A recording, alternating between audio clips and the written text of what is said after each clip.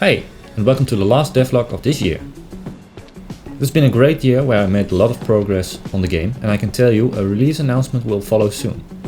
I have a gameplay teaser planned for early next year with more info, so keep an eye out on the game's social media for more updates on that. And now on to game updates. I've put a lot of new weapons in the game.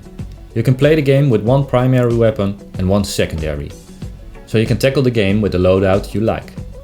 If you are more of a shotgun player instead of an assault rifle player, you have the freedom to choose that. But only if you find the weapons in the game, of course. For melee weapons, you can choose a lot of different options.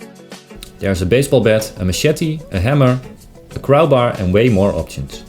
I've put two-handed and single-handed melee weapons in the game. With single-handed weapons you can have more freedom.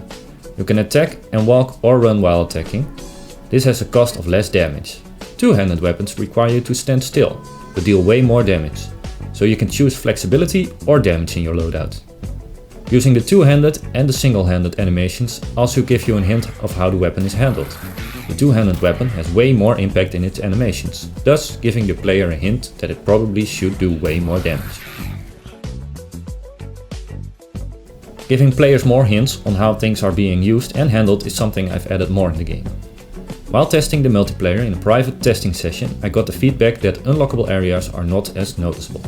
You can easily forget which areas are unlockable and which are not, therefore confusing the player. You can now recognize these locations better. I've made doors and fences blue, so you can easily notice which areas are unlockable now. The color blue is a color that is not used a lot in the game, therefore stands out more. Players can now better remember which areas they can unlock and which areas already are accessible. Talking about something recognizable, I've put a chance to get your name in the game in the last devlog. There were a couple of responses and these people can find their name in the game now. The game has a Day Cricket Street, a Legendary Nuka Street and a Casimir Street. I hope these three people are happy with their name in the game. And if you want your name in the game as well, I have 2 more spots left, so you can still get your name in the game. All you have to do is comment your name and like the video. The street names are a nice addition to the game. Not only gives it more personality to the game, but it also is a way to know where you are in the game. Just like in real life.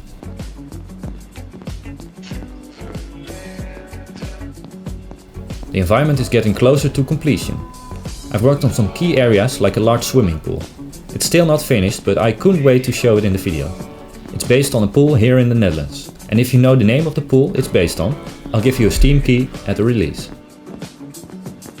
In the pool area some story events will take place, so I won't show the whole area. But the pool has a nice indoor pool, a kids pool, an outdoor pool and the best, of course, a slide.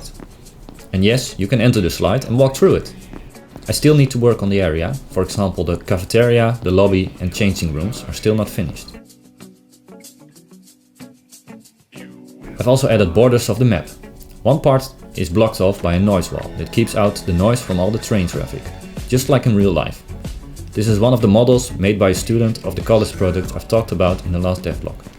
It's a nice way of closing off the map in a natural, real-life way without working with invisible walls, for example. Or how a lot of open worlds map tackle it, make the game on an island and block it off with an ocean. One other detail of blocking of the map is the quarantine wall. This wall was built through a large part of the town to quarantine the zombie virus. It's built with materials you can acquire quickly, concrete slabs, so it shows that it was done in a rush.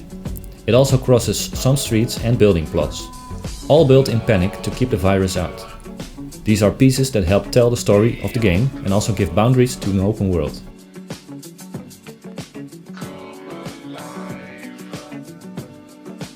And now some great news! The game has its own soundtrack now. I've come in contact with a great video game composer, Corey. He releases his music under the name Between the Rains. He really liked the game and so we started to work together on the game's main track. You will hear the track in the menu and throughout the story events in the game. I'm really happy with how it turned out and here's a small preview of the track.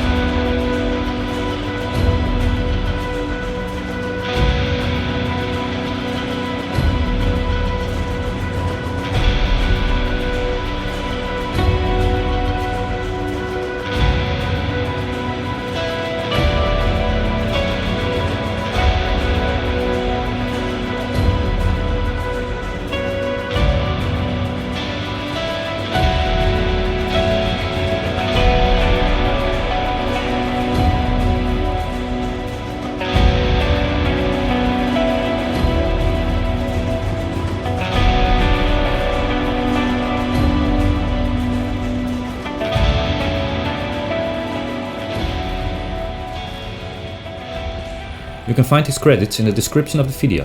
I would definitely recommend working with him. We will be working on a battle theme next year, so stay tuned for that. That's it for this devlog. I hope you liked all these updates and I hope you liked the soundtrack as much as I do. I have a video gameplay teaser ready for next year, so keep an eye out on the game's social media to be the first to watch it. I hope you all have a great holiday period and I'll see you next year for more updates.